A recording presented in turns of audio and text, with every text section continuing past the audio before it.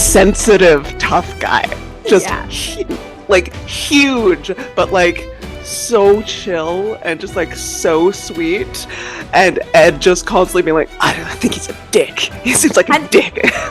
And Stede trying to ask Ed, like, how do you imagine the geometry of these two? And just like, I tried not to. I don't want to imagine that. Oh God, why did you put that in my head? Hello and welcome back to the Our Flag Means Fanfiction podcast. And I'm here with Chloe and Tessa today. We get your letters and we do things based on what you want us to do. Because I had a listener write in saying, hey, yo, OFMF, pirate flag emoji. It's important to say that. I would like to ask if you would consider an ep about the darker sides of fanfic in OFMD, the whump, hurt, comfort, and such stuff. There are oodles of this in OFMD fanfic, and that clearly comes from all the things which are already in the show, the traumata, the heartache, and depression, but also, of course, injuries, stab me, and mutilation. You know what I mean. Have a nice and sunny day.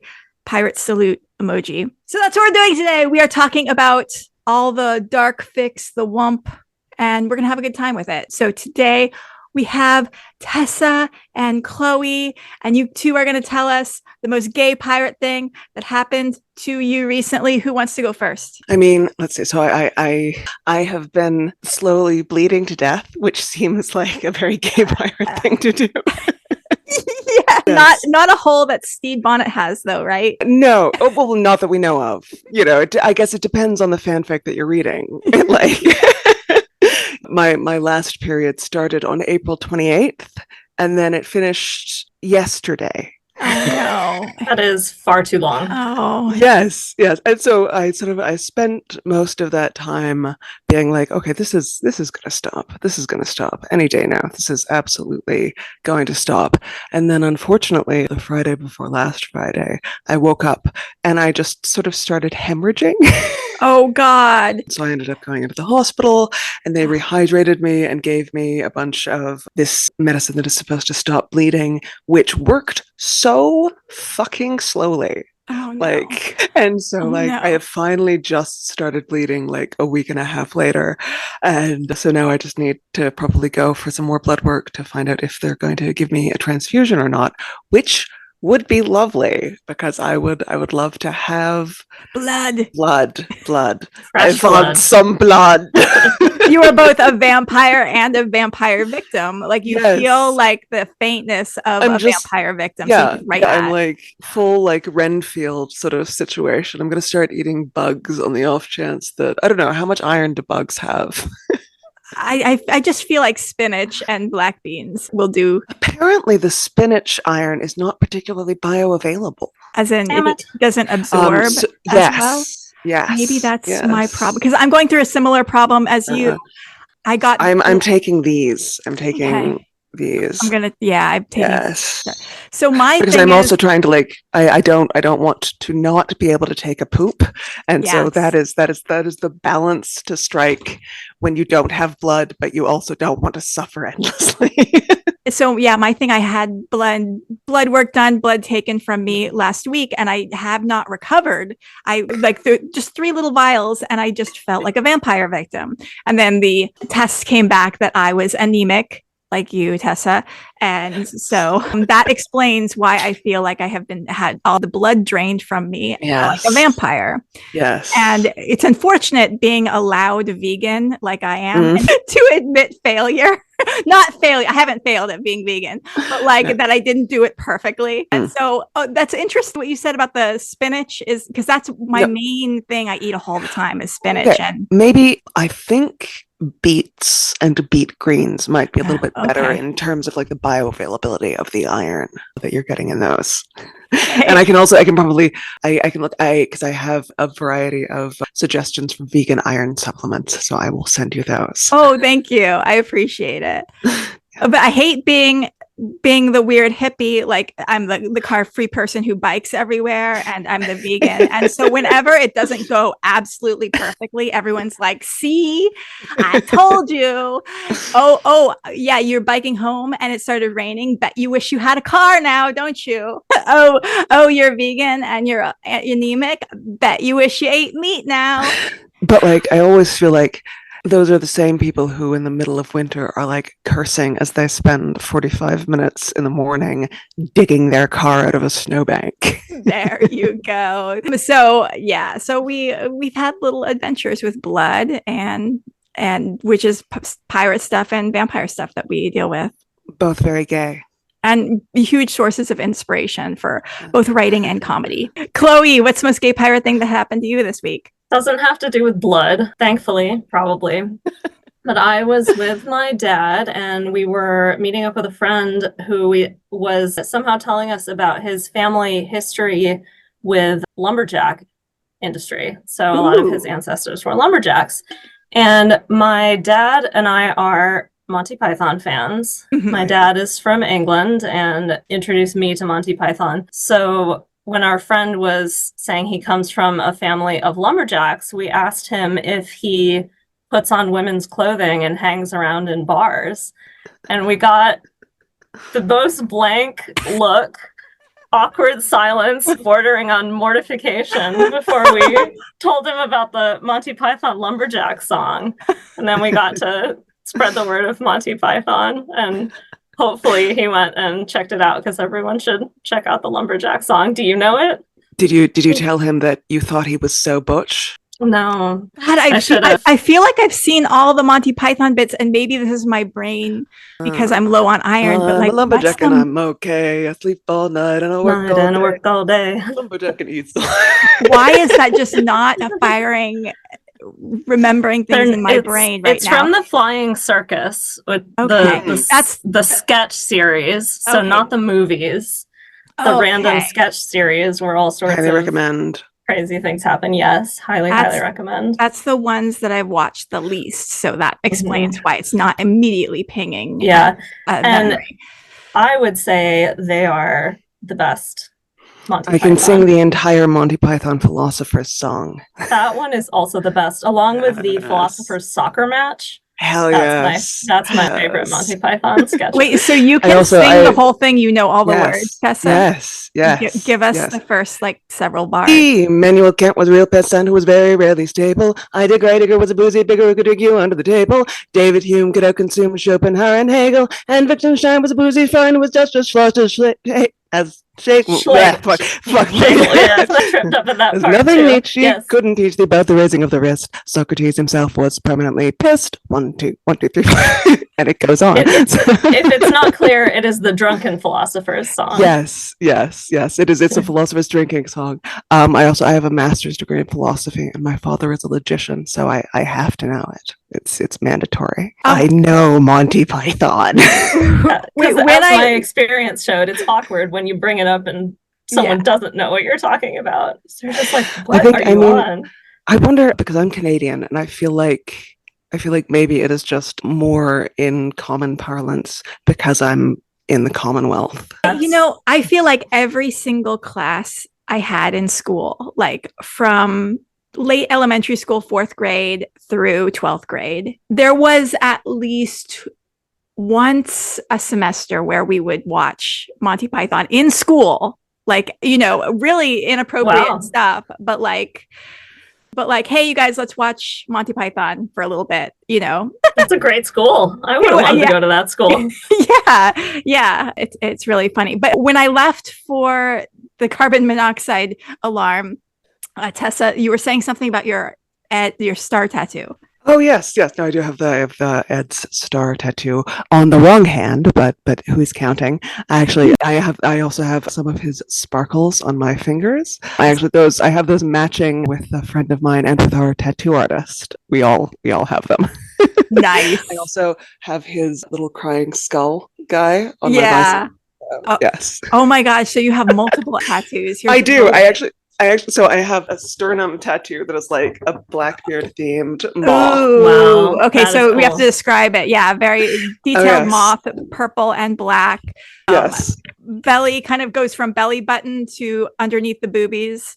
Yes. Like a sword. Between, yes. Yeah. That it's Ed's knife specifically. Okay, my Ed's tattoo knife, artist That and then was like the skull from his flag, the one Yes. that's stabbing the heart. Yes, is yes, right yes, on yes. the wings. Yes, and the hearts as well, and some nice tentacles. My artist spent a lot of time going through all of the stills to get his knife as accurately as she could. And then there's a moth overlaid over it. Yes. And it has yes. like the little horned skulls yes. on it. Yeah. So detailed. Yes. Yeah, no, I love it. I love it. And yeah, I love my tattoo artist. She's amazing.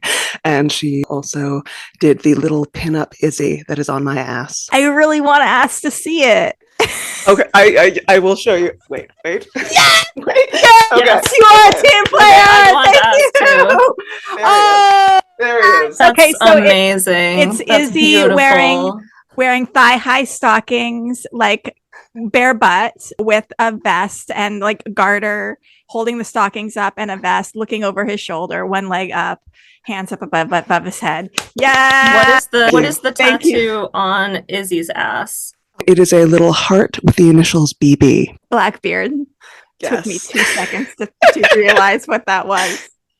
Yes. Okay, so let's go to validation from strangers on the internet. Leanne writes in, love the latest episode, all about promoting people to think. I do want to add there are our last episode was Lacey and I talking about how fan fiction helped her deprogram from Christianity.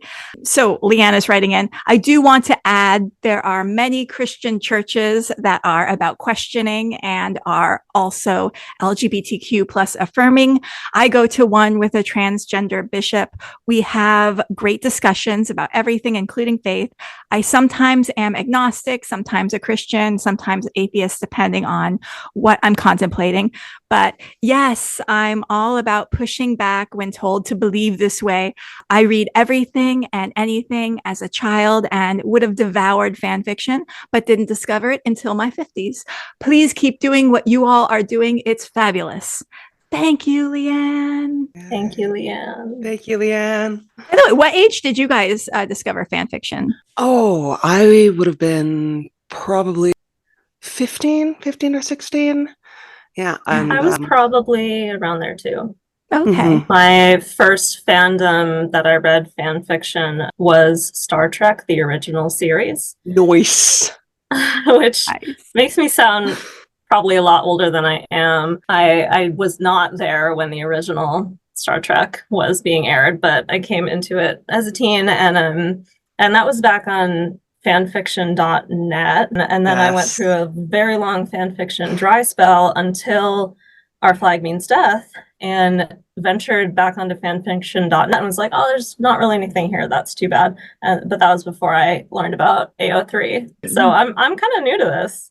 I'm curious to ask you really quick. Like, as a teenager, you were watching the 1960s version of Star Trek.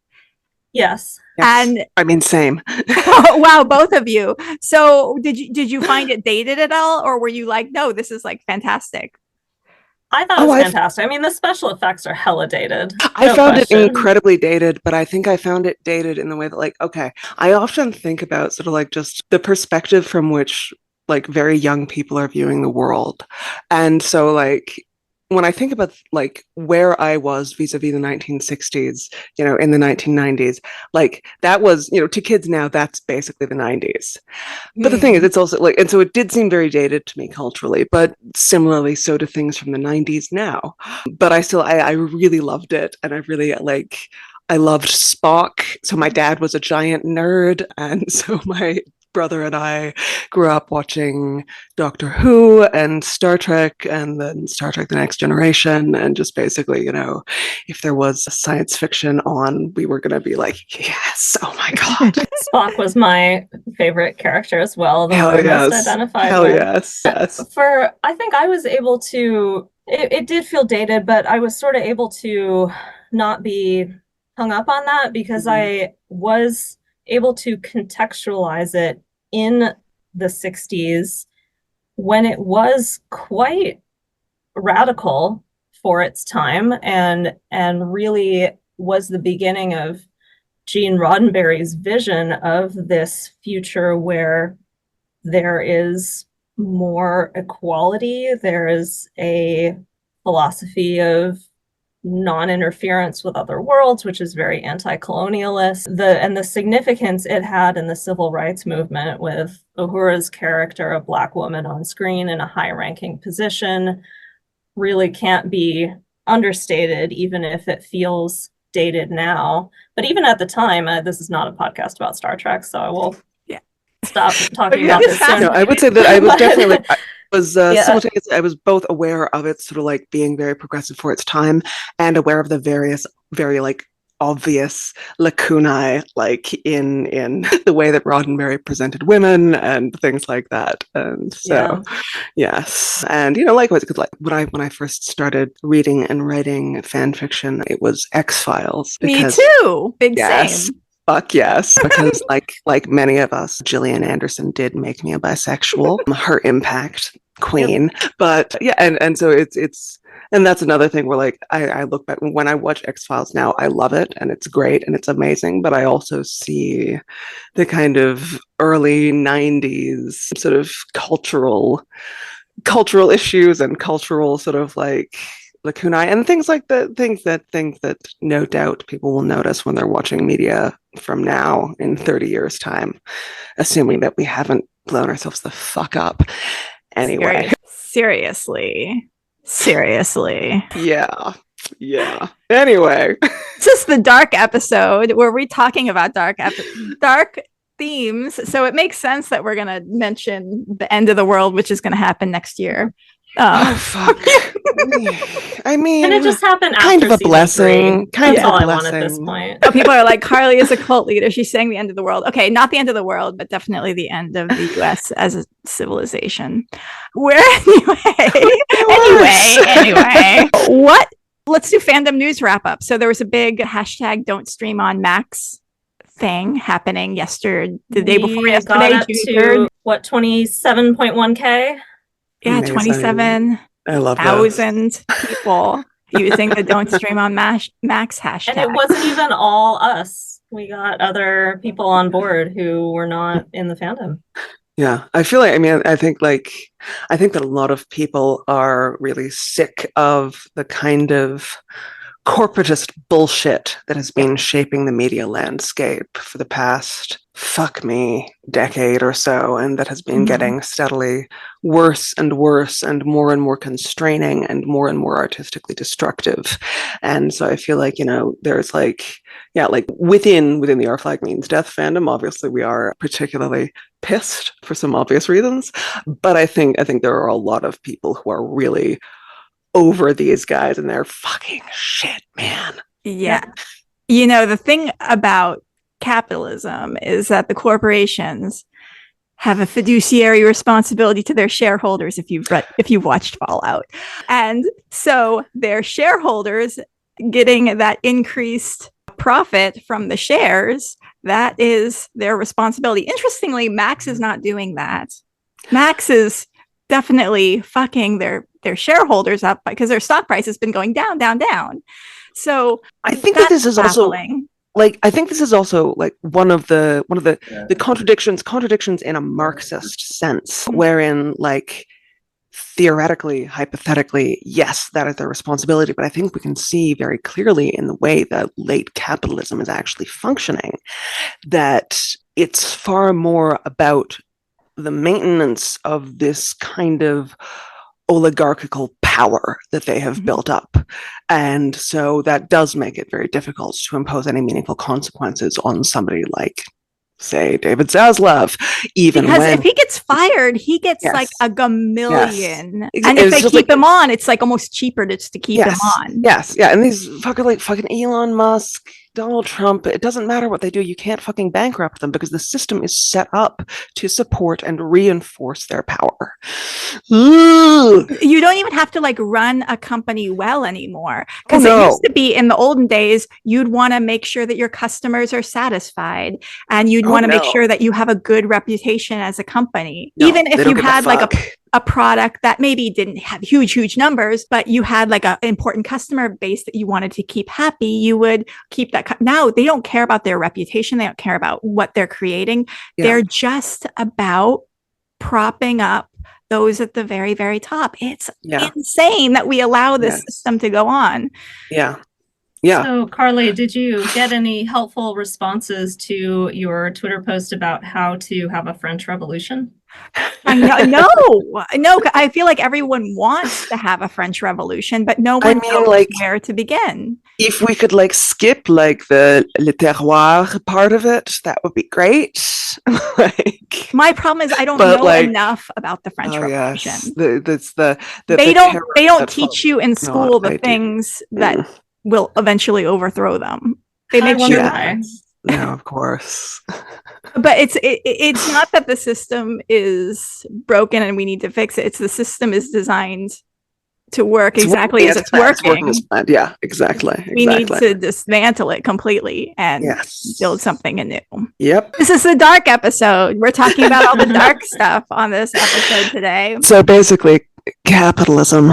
If you haven't figured out, I love pirates. Fuck capitalism. I identify as an anarcho-communist. I am a communist. Okay, good. I'm definitely somewhere very leftist. Politically, I don't know. Philosophically, I identify as an existentialist. Nice. But I don't know how that really translates into political policy. But I'm definitely in some leftist camp.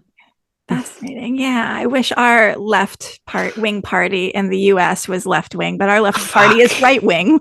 Yes, it's pretty similar in Canada. I mean, like we have more parties than you do, but we only have two that are viable, and they're very much in the vein of your two primary parties. Unfortunately, pick garbage. Can we just do something about the global rise of fascism, please? Oh God, yeah. Can we just acknowledge that it's fucking happened? Yeah. I don't know, man. I don't know what we're gonna do. We gotta fight it somehow. I'm gonna make a point to read about the French Revolution, though. And when I find out how to do a French Revolution, I will tell you guys. Yes, please. And we'll spread the word how to do it. And if any of our listeners knows how to do a French Revolution, write in and tell us, please. Okay, so that we can do it in the U.S. And now the podcast is on watch lists. Now for some reason we aren't showing up on Spotify anymore. I think we were already on a watch list. I'm sure. This is the dark episode, by the way, you guys. Okay, what is the appeal of darker fics? There is something really compelling. So, okay. Obviously, I am speaking very much in this context as an Izzy fan. I am like Izzy pilled all to fuck. And he is just like, he's so good at suffering. He does it so beautifully. And it's so compelling. And I don't know. So like, I don't really do hurt, no comfort. I am very much like in the hurt comfort realm. You've got to get there or I can't handle it. But yeah, no. And I think there's something, and I think there's something really cathartic about that, about sort of like having sort of like both that sort of the suffering and the agony of sort of like whatever you're putting this poor little blorbo through, and then subsequently the sort of like the release of the comfort. I know that not everybody likes the comfort part, or not everybody always likes the comfort part, and I think there's something cathartic in that as well. Yeah, I think that's it's a lot of catharsis. Catharsis, which is what drama and comedy is all about. Yes. What about you, Chloe? What draws you to darker fics? I think it's also ultimately about some sort of catharsis and some sort of healing. I think that's a pretty universal answer. For me personally, I have a personal perspective on what draws me to dark fics. And when I say dark fics, I'm also thinking hurt, comfort, but I do need, like you, Tessa, I do need the comfort. I can't deal with all hurt, no comfort. And I like both physical and emotional, psychological hurt, comfort. Hell yeah. Yeah, sometimes both together at the same time. I am a Stede person, so my perspective on my draw to hurt comfort is primarily for Stede going through something. Oh, baby. And I know. I have fics for you. Please. I might have read them all. I don't know. Probably.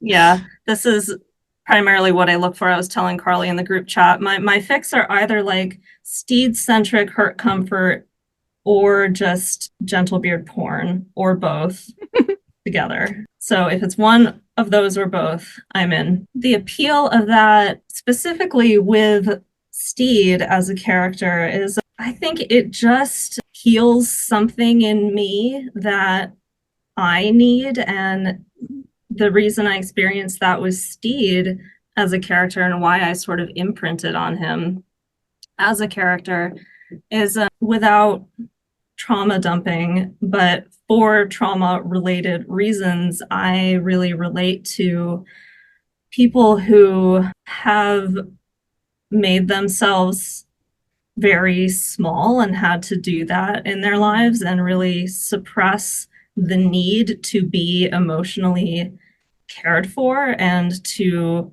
put on a face of being fine for a lot of their life. And I see that in Stede more than I see it in, say, Ed or Izzy, even though I also think they are very traumatized characters who have a lot of their own suffering. But I personally feel drawn to the characters that like Ed and Izzy, they wear their trauma on their sleeve. Like you can see their suffering a mile away. And there is a kind of catharsis in that too, of like, the darkness is very clear. But I feel connected to the people who don't wear that darkness on the surface and it's kind of underneath there. And you see someone who's like, seems okay, cares for others, sunshiny, and then you get to know them and they're like, oh, damn, there's a lot going on there. And so to see in fics, usually Ed giving that love and that care to Stede, but there are some that I really like where it's Izzy in that position in the relationship with Stede. Seeing someone who is broken in a way that I can really identify with and then see them receiving love and receiving care is very good for me, I think, and something that I really get a lot out of. And sometimes that is it doesn't have to be like the emotional hurt comfort. In the physical hurt comfort, I get that too, of like a Stede is injured or sick and being cared for, and just kind of that feeling of like, oh, it's okay to be cared for. It's okay to have needs. It's okay to not be okay sometimes, and people will still love you and people will care for you, and that is very healing for me, I think, and I just read about that. Yeah, I think in terms of where I am with this with regards to Izzy is I find it, and I think, and again, I think we're all coming sort of at this from sort of like our own perspective and our own experience of trauma and our own response to trauma. And so, yeah, for me, it is very much like it can be very cathartic and very hopeful to see someone who is made perhaps sometimes abrasive and difficult by their trauma, someone who will perhaps very aggressively reject care, and then sort of see them still receive it and still be worthy of care and still be worthy of affection and sort of goodwill and all of these things, even though trauma sometimes makes them just kind of a fucking bitch. I remember a meme. Tell me, Carly, if it was on the Our Flag Means fanfiction page, because sometimes you put some awesome memes up there with some like post from that someone wrote on Twitter outside the context of Our Flag Means Death, but then superimposed on a picture of Our Flag Means Death. That's my favorite genre of meme. Mine too. And there was one about Izzy on a picture of Izzy that said, "Yes, I am fully aware that I am the worst," little trademark symbol, "but I still want to be like loved and stuff." And like, yeah, I get that. Is not one of mine, no. But I respect the hustle. Yeah. I'll try to find it. No, there's something really nice about seeing somebody who is that abrasive and seeing people being willing to sort of like push past that and see past that and not just sort of completely write that person off, even when they are just being fucking difficult about it. It's nice to see someone dragged kicking and screaming into being cared for. Yeah, I think those dark fics, the angst and stuff, I think it really is about that catharsis of being broken and being cared for. And being worthy of care.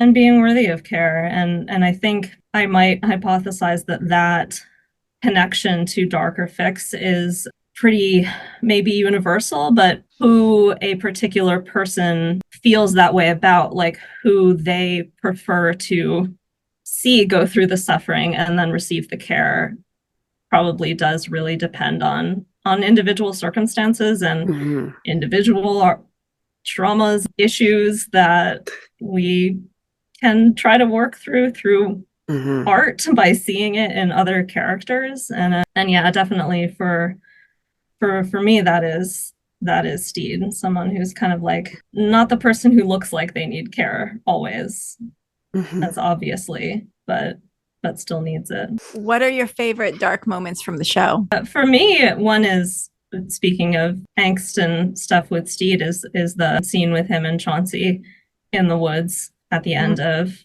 season 1. And I mean, Rory Kinnear is amazing in that scene too. He's just such a good actor. So good from a storytelling standpoint of like hanging a lantern on, hey, just in case, audience, you didn't know what this show was about, here we go. Here we're gonna force Stede to address all his inner guilt. And then such a good show.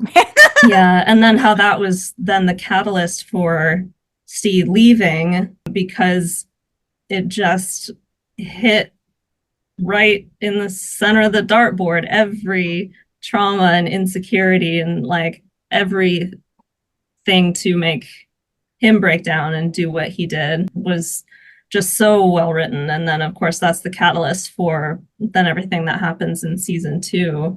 So I think that's a really good moment. I also liked, just kind of more from a maybe hurt, comfort, indulgence perspective, the torture by Ned Lowe of Ed and Stede. And I could have even had that, a little bit more of that, and then a little bit more of the hurt and a little bit more of the comfort between them in the show. But of course there's tons of fanfics that take that scene and expand it. Yeah, I love the banter between them during the pain. What about you, Tessa? Favorite dark moments from the show? Man, like, okay, so I feel kind of ambivalent about this one in a way, because I don't feel like we ever really got any meaningful comfort for Izzy. But the scene after his leg has been amputated, when Ed comes down to try to talk Izzy into killing him, is just such a fucking tour de force performance. And Taika and Con are Emmy for Con O'Neill in that scene. Just spectacularly performed and agonizing and brilliant, and you can just feel the history between them and the hurt and the entanglement, and like, God, the part when Izzy laughs and there is just pure fucking pain and rage behind it, and just the beautiful, spectacular bitterness, and I don't know, just like, I feel that laugh in my fucking soul, man. That's how I feel. Well, one, completely agree. Fabulous scene. how you just described how you feel about Izzy's laugh in that scene is how I feel about Stede's scream. Yeah. After Chauncey shoots himself. Yeah. Of just like, it's not just the pain of that moment in that laugh or in that scream. It's the pain of an entire lifetime. Yeah. Culminated in this moment. Yeah. And it's just an incredible performance. I have laughed that laugh. That is it's a shitty laugh. And yeah, no, just again, incredible acting. And Stede's acting in the scene with Chauncey, or sorry, Reese's acting in the scene with Chauncey is just, again, just fantastic. And so nuanced and so complex, and I think that's part of what makes Hurt Comfort so compelling as well. And I think that's part of what sort of makes us want to engage with it when we see these things on the screen, because you see a kind of history that you're never actually going to get from the show. You're never going to get to see all of that, and you're never going to get to like pull that apart. And I think that Hurt Comfort fan fiction and dark fan fiction is the space where you get to pull that apart, and where you get to just get really deep into this character's psyche that, is made so fascinating and so compelling by the performances that these incredible actors are giving. And yeah, you can't possibly get that in any show, like no matter how much time, no matter how much, you don't have the time to fully explore that. And that would be a completely different show. But man, I want to see it. Okay, so if you could see like what your ideal like dark moment in the show, in a season 3, in a whatever, in the actual show, what would you love to see? Oh man. Like, again, I feel like I don't think Ed and Izzy really ever had a chance to like properly have it out and to really sort of get all of their shit out in the open. And I think it would hurt like hell, because it would be ripping a scab off like the oldest fucking wound. But I feel like it's something that would be so cathartic for both of them.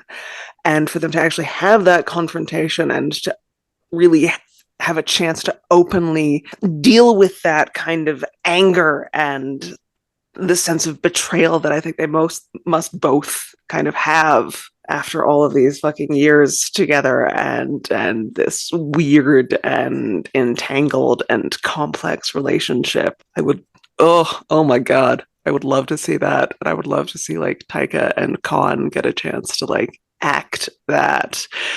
And yeah, no, that would be neat.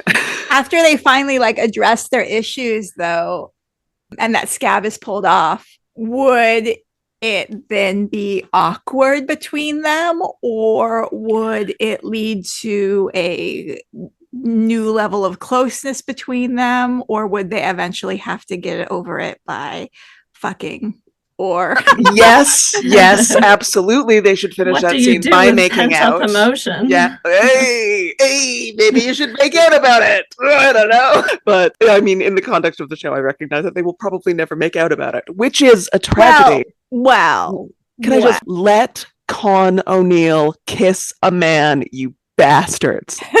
But I could see it like being sort of a thing where like it would be awkward for a little while. But again, I think they have this sort of like history between them, and I think a level of care that is there despite, all of the fucked up shit.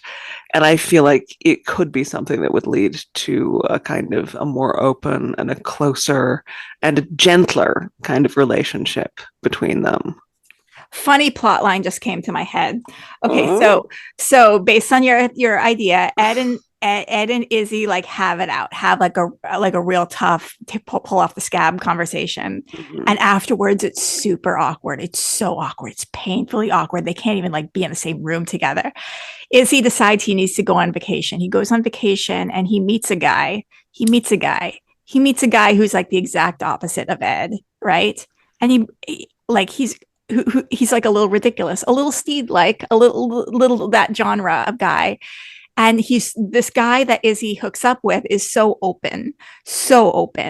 And Izzy brings him onto the ship, and the new guy wants to double date with Ed and Stede, and then basically this new silly little guy brings them all together. But also, I feel like Stede would hate him so much. It would be so funny. Stede's like, I cannot stand that man.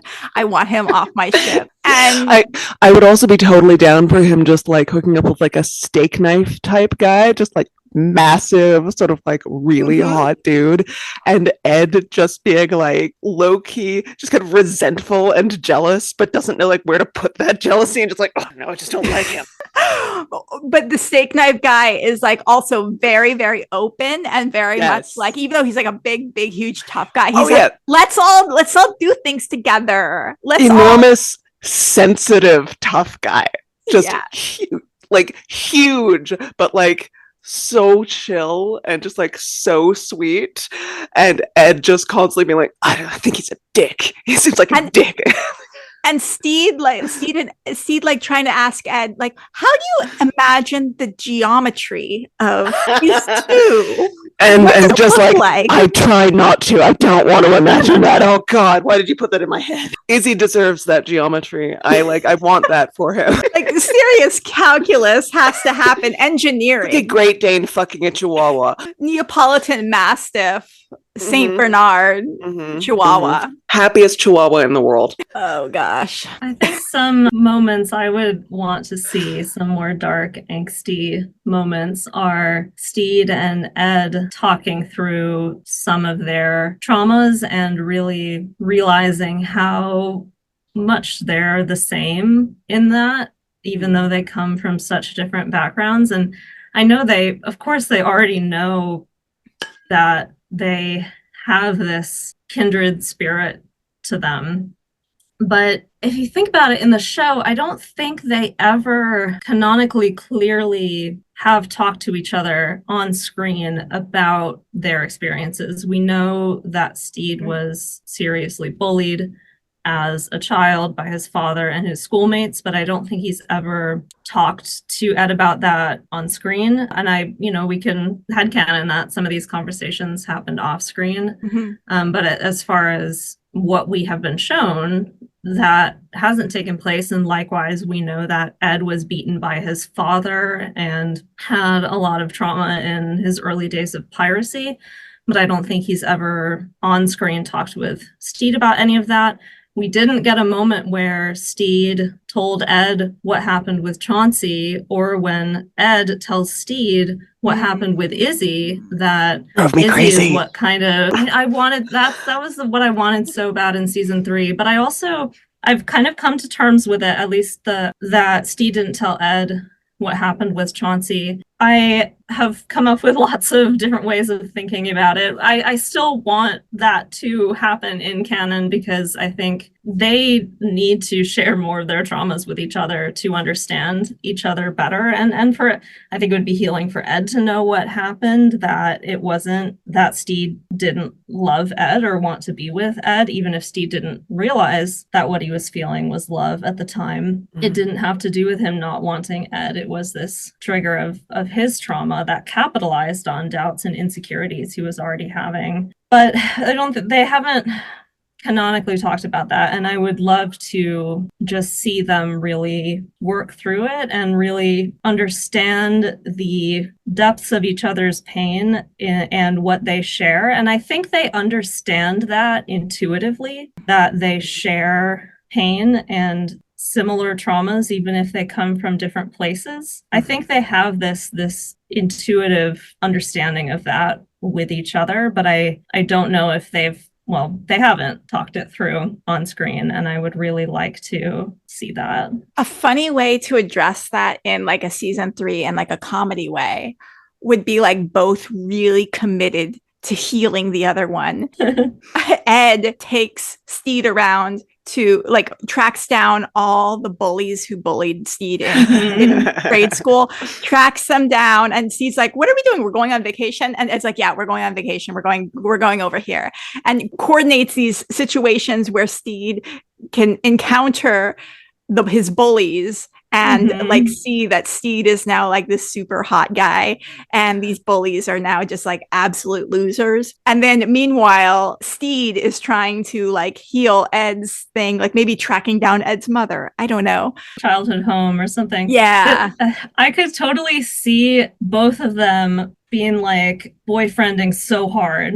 Like, yes, I'm gonna like so hard. boyfriend the shit out of Stede. I'm gonna boyfriend the shit out of Ed. He's so good at this. I'm gonna help them heal.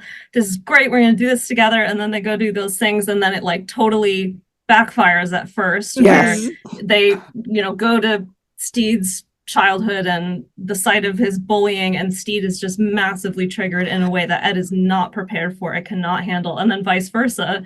The same thing happens when Stede tries to boyfriend Ed so hard. And then angst and comedy ensues, but then from there they kind of realize, oh, this is, these are complicated, deep things that you can't just heal overnight, and then that leads to ultimately working it through. I would love to see sort of like in parallel to sort of like the incident, the original sort of party boat incident in season 1. I would love to see them essentially sort of going back and like trying to sort of show Stede's former bullies how cool he is, and like them being like totally unimpressed and just like massive fucking dicks. They're just like the worst, and like they don't give a shit, and they're even bullying Ed. And then is like tries to kill them, and Stede is like, no, don't, you can't kill them. Like you can't solve everything with stabbing. 100%. Actually, no, I was gonna say that sort of like you see them like leaving and being like, you know what, it wasn't worth it. They're not worth it. Don't worry about it. They're walking down like they're walking down towards the docks, and behind them suddenly the house just explodes, and it's like, okay, let's go. It's like, or at first Ed's like, you're right. We'll be the bigger person. We'll walk away. Yes, and then it's fully Vengeance just like setting the place on fire, but yes, but boom, go. And maybe it's like they had both set up bombs on the place. Yes, and so it's like a way bigger explosion, and they're expecting it. I'm like, oh shit. Because they both set up bombs for the other, to help heal the other. They're trying so hard. And they're like rowing a dinghy out of the fucking harbor, and it's just like flames behind. The other thing I would love to see, and this is more a kind of, I don't know, physical hurt, comfort, indulgence. I've seen this in some fics, but I think it would be really cool if it was incorporated into season 3. Blackbeard's historical blockade of Charlestown, where apparently the historical Blackbeard blockaded Charlestown and just asked for medicine. And that's all we know. But I mean, there's so many different directions that story could go. But I think a plot line in season 3 of Stede being seriously injured and Blackbeard blockading Charlestown to ask for medicine would be a really good way, and a way that I would really enjoy to show their love for each other and their. Or after Izzy crawls out of the grave, he is very, very sick. And so Blackbeard has to blockade Charleston to get medicine for Izzy. Yes. And and then like you could have both Ed and Stede like being like so tough in order to like get some medicine for Izzy, and Stede could have a chance to sort of like really do some like proper pirating, which I feel like he didn't get enough chances to do some proper pirating. And so he could be like the big scary pirate for once, the gentleman pirate. Yeah, I would love to see that. Okay, so what are your favorite fic recs in the dark whump category? I have a number. I have several. I have a bunch. Go, Tessa. Okay. Let me summon them on my phone. Oh, fuck off. Sorry. It's very difficult to use touch screens with these nails, but I will never compromise the aesthetic. It reminds me, I was teaching a Photoshop class, and a student online was saying, I was like watching her screen on Zoom. And it was like, hit these shortcut keys. And she was hitting completely different keys. And I'm like, no, you're not hitting the right keys. And then I asked her, do you have really long nails? And I'm like, you're going to have to cut your nails off because you're hitting the wrong No, you keys. just have to learn to type like this. It's a learning curve. You figure it out. So hand so like, down. okay, you have to have. So it helps if you have sort of like joints that do bend backwards. And so long as you can, so yes. So I can just do this. My fingers and then are straight. I like, I just fully type like this. And I still sometimes hit the wrong key. I don't give a shit. I will never change. These are my La Vie en Rose nails. They are beautiful. roses on them. have roses on them. They're very long.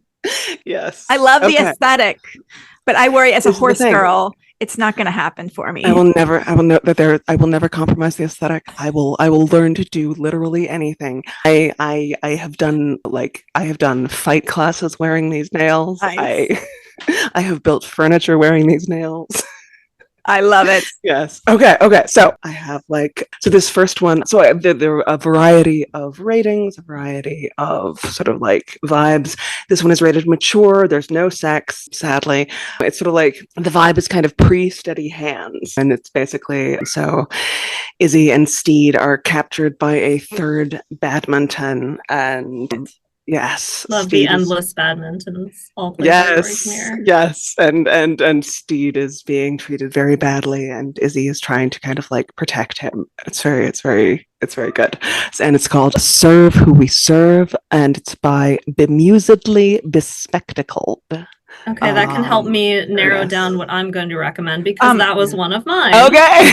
Well, Bemusedly Bespectacled. Bemusedly Bespectacled. Yes. Okay. Yeah, it's a really good, like you said, sort of pre-Stede Izzy fic, but Izzy is protective, and he kind of comes to understand Stede more. A little bit more, yeah. Yeah, and they grow in their relationship through torture. Yes. There's torture, there's a third badminton, there's some stizzy vibes, there are some steady hands vibes.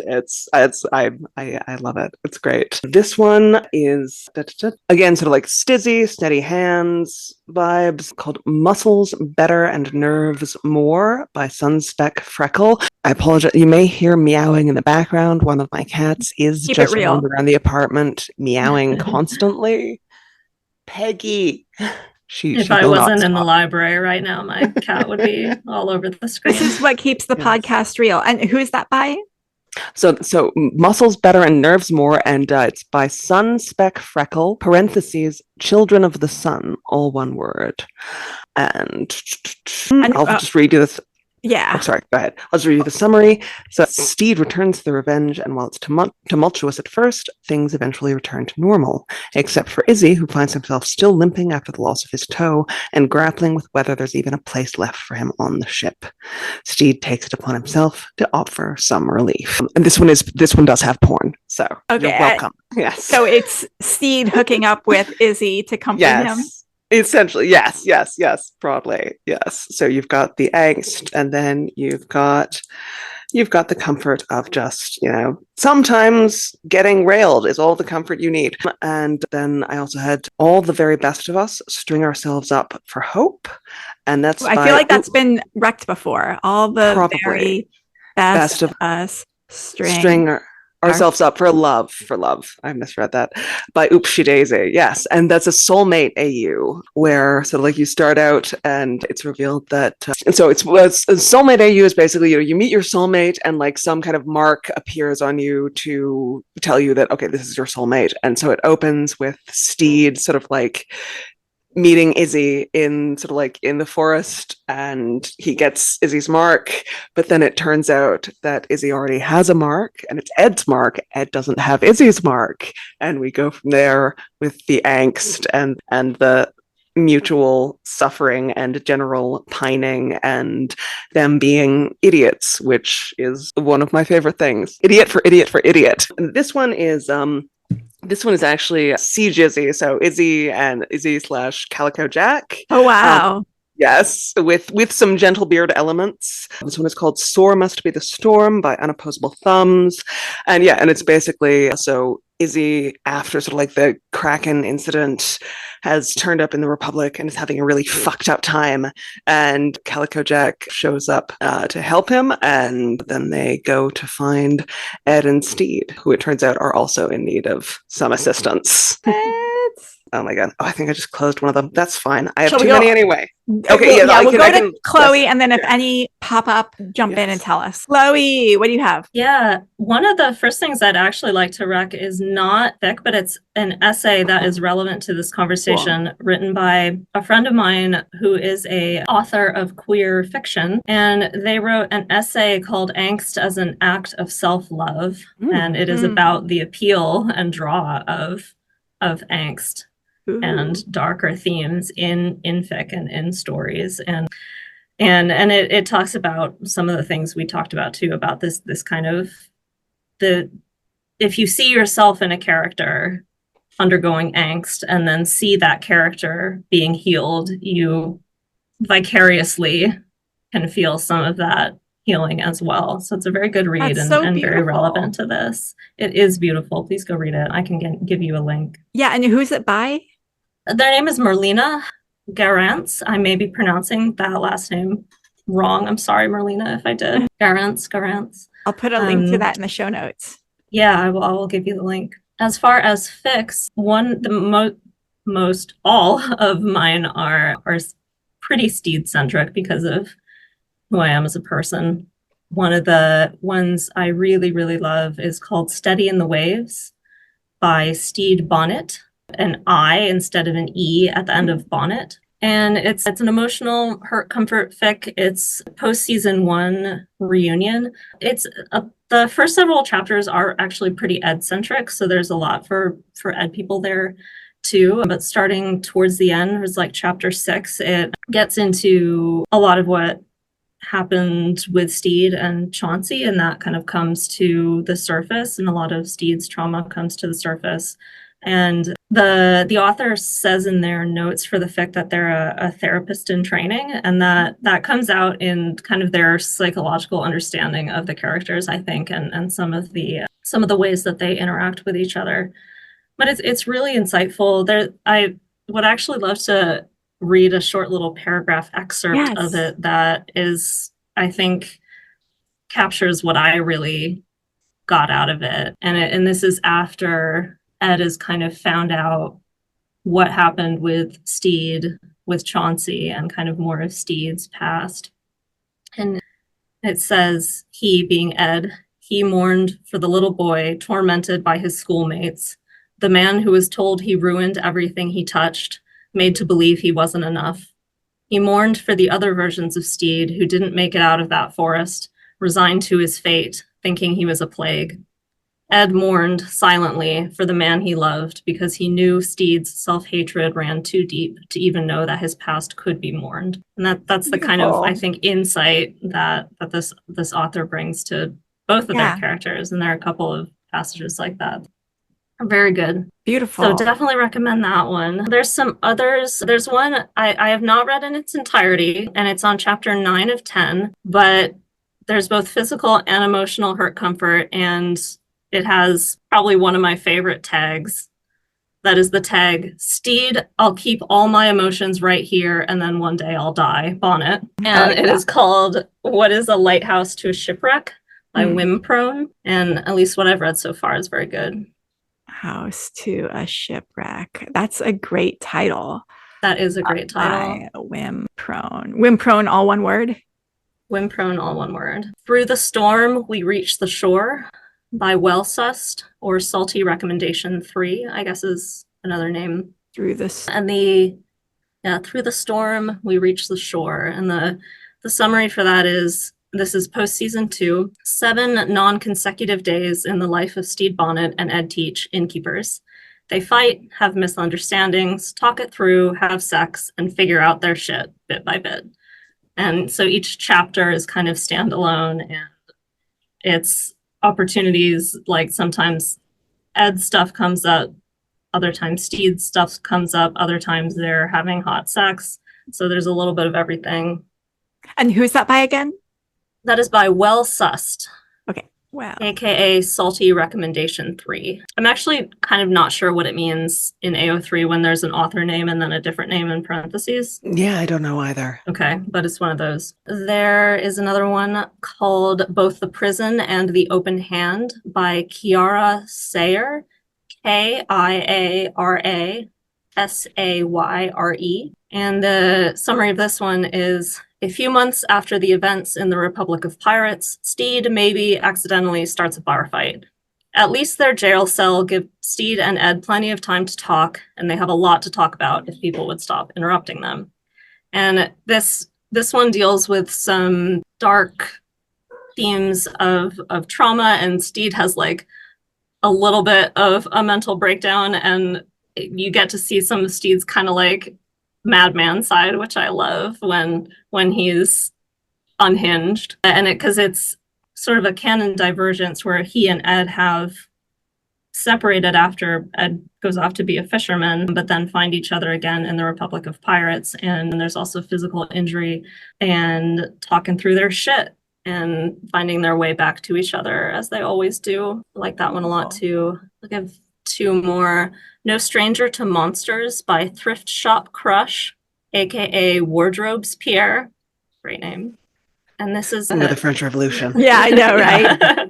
As with all of these, heed the tags. This is mostly a physical hurt comfort one where Stede is captured and goes through a lot of trauma and has to be rescued. I think if you want to sort of skip a lot of the rough stuff in the beginning before the rescue, you can and just kind of pick it up after. But once he is rescued, there's just a lot of really good like aftercare and hurt comfort and recovery that feels really cathartic in that one. And then there's My Heart Was Always Yours to Keep, But You Tore It Apart and Buried It Deep by Our Flag Implodes. This is a modern AU kind of one shot, an incident where accidentally triggers Stede's traumas in a pretty big way, and they kind of have to work through that. And then there's also, this isn't one particular fic, but the author Show Me a Hero has a lot of kind of one shot hurt comfort fics. I think they did one every day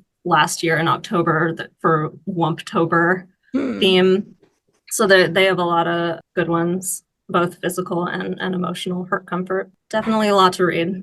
Perfect. I think we have a huge list that we put together now. Awesome, guys. So what are you guys working on? Where can people find you? Or you are both not wanting to be found on the internet, but what are you working on? I'm working on having some blood. Yeah, yes. Some blood. Working on your red blood cells and your white blood cells. Yes, any blood cells. I'll take all of them. And Chloe, what are you working on? I'll be semi found on the internet. I'll keep some of my social media accounts to myself for the moment, but I am trying to start a Substack with essays about just how various pieces of art have influenced me, one of them being Our Flag Means Death. And that Substack is called Split Scene. So it's splitscene.substack.com. Substack. And is that split as in banana split, scene, yes, as in movie scene? Yes. All one word together. All one word, yeah. Okay. Split scenes, so the scenes from whatever play or TV show, and then the scenes from my life and how they're integrated. Oh my goodness. We're just having a cat. See this, but cat moment on the podcast. She's the one who has been meowing constantly. She has just settled, and now she will simply lie here and glare. Yes. Now I want to show my cat too, but I'm not home right now. Oh no! Wait, there's another. Absolutely. Oh no, adorable. he's running away. He was like, "You can't show me."